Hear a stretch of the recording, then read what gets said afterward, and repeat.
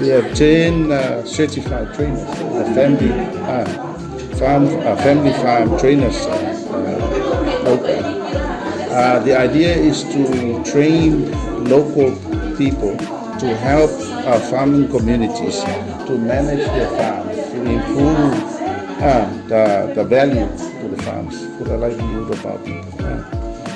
By strengthening the family unit, it strengthens the communities, it strengthens the country, and helps Samoa overall. So.